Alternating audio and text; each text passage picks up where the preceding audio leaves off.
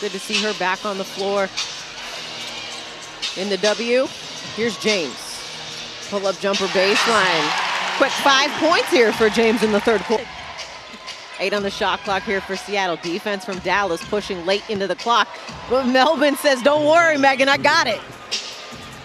This was a measuring stick game after the 2 wins against the Liberty and the Aces. Katie Lou Samuelson in the corner. She hits it. That's back-to-back threes now for. On the flip side, the Mercury will be heading to Seattle to take on the Storm team on Wednesday night.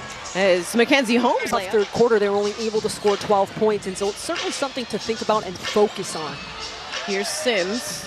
Gets that foul line jumper to go for Dallas as they continue. It's been working well for them. Here's Cook attacking. Too strong on the layup. Johnson comes up with a loose ball rebound, lays it up and in. And listen, with a young team too, Amy, you want that compete level from them, even though they're down big right now. You want to see them try to compete defensively as Clark hits a 3 for the Wings. And Dolson is familiar with being a veteran on a young team.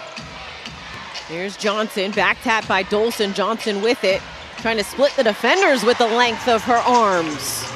I was gonna say, I know you love your golf, and so I know you'll be able to, I'm not gonna lie, you know, if it's not fast paced, I respect the precision of those players, but I gotta see the team to 46 points is something to be really proud of, because that's something that Dallas defensively has been a point of emphasis. They're gonna count the bucket. 4 seconds, James. Count the bucket and the foul. How about Isaiah James, Amy, off the bench, 15 points, leading all scorers. The team has done enough now. I know it's early in the season, but when you look at some of their signature wins early, I think it's fair to say that no one's underestimating this Wings team. Niara Sabli and the return of Sandy Brondello to New York. Sorry, I should have started there.